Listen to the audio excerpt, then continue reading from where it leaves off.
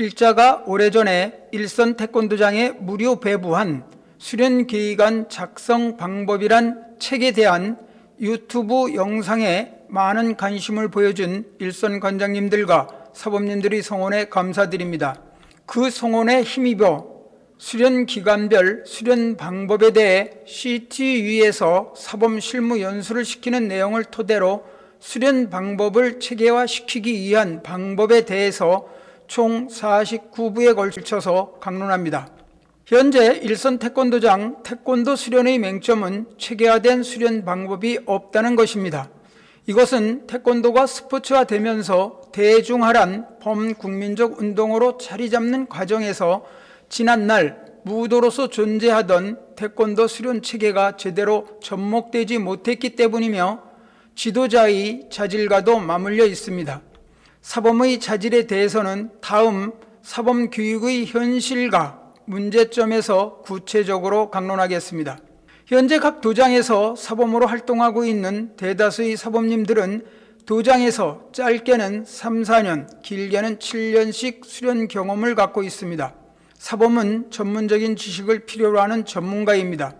하지만 그 전문성을 갖는 일선 사범님들이 사범 이치에 오르는 과정을 한 번은 생각해 봐야 합니다. 사범으로 활동하기 위해서 어떤 형태의 태권도 수련을 했고 지도자를 양성하기 위해서 어떤 노력들을 해왔는가에 대해서 일선 지도자와 태권도 관련 조직 모두는 깊이 생각해야 합니다.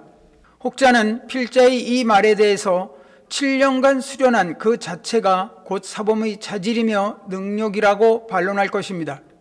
그런 반론에 대해 세세한 반론은 적고 사범님들의 자질 습득과 일선 태권도장의 수련이 어떻게 이루어지는지 일선 지도자들은 잘 알고 있지 않습니까? 라는 반문으로 대신합니다.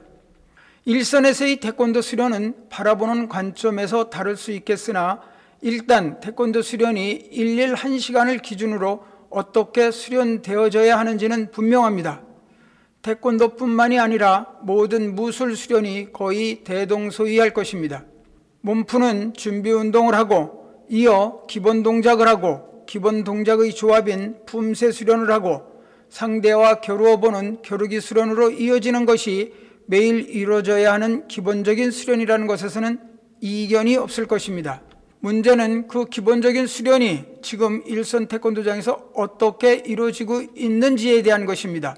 일선 지도자들 스스로가 잘 알고 있습니다.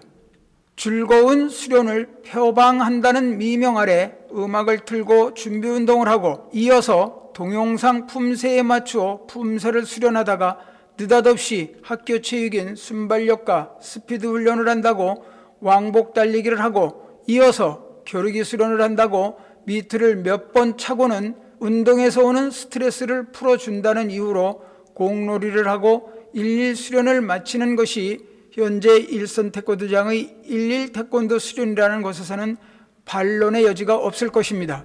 필자가 처음 태권도 수련할 당시의 태권도와 지금의 태권도 수련에 있어서 체계적인 수련 방법이란 측면에서는 거의 달라진 것이 없습니다. 달라진 것이 있다면 수련이 어린아이들의 비율을 맞추고자 누리화되었고 그로 인해 수련 강도가 약해졌다는 것 이외에는 별로 아니 거의 달라진 것이 없습니다. 달라진 것이 있다면 과거에는 선후배 간의 태권도 수련이 전수되었으나 현재는 사범 통제하에 수련이 이루어진다는 것이 다르며 사범님과 관장님의 얼굴을 상시로 맞대고 있다는 것 이외에는 거의 달라진 것이 없는 것이 사실입니다. 과거 5, 60년대에는 그런 태권도 수련이 먹혀 들어갈 수 있는 수련 환경이었지만 현재의 수련 환경은 그 당시와 판이하게 다릅니다. 시설적인 면은 차지하고 가장 중요한 수련 대상층이 저연령화된 상황에서 그런 태권도 수련은 태권도의 저변 확대는 물론 태권도 수련의 연속성마저 흔들리게 하는 것이라 할 수 있습니다. 그런 상황에 따라 태권도 수련 방법이 개선되고 저연령층에 맞게끔 변형 발전된 것이 현재의 태권도 수련 형태입니다. 태권도 수련이 추구하는 본질과는 거리가 먼 상업적인 재미있는 태권도라는 미명 아래 아이들이 비위를 맞추기 위한 놀이 개념으로 바뀌었습니다. 대다수 사범 관장님들은 그런 것이 현대화된 태권도 수련이고 부가가치 창출을 하는 최고의 방법이며 태권도 수련의 발전이라 하여 어린아이들의 비위를 맞추는 누리형 체구로 변형 발전시킨 것이 현재 태권도 수련의 체계인 것을 부인할 수 없습니다. 필자는 이렇게 생각합니다.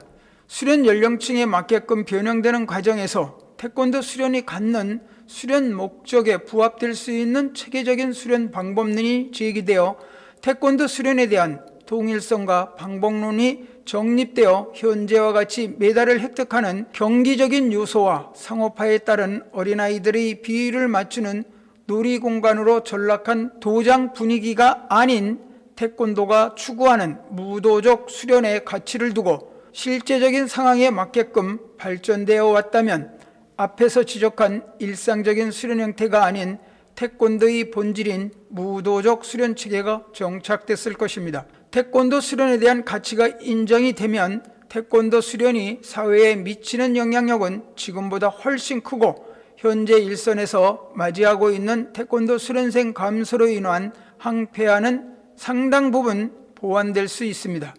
태권도장 운영에서 부의 획득을 부정하는 것은 아니지만 현재 스포츠화되고 상업적으로 변질된 태권도 수련 체계에서 상업적인 요소를 과감히 배척하고 태권도 본질인 무도로서의 태권도 수련을 잘 접목함으로 지금 같은 어린아이들이 놀이공간으로 전락한 태권도장의 이미지를 벗어날 수 있을 것입니다.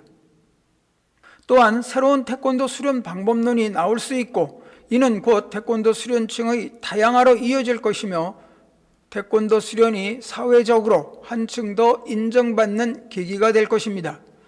태권도 수련을 체계화시키는 것은 태권도인 모두의 과제입니다.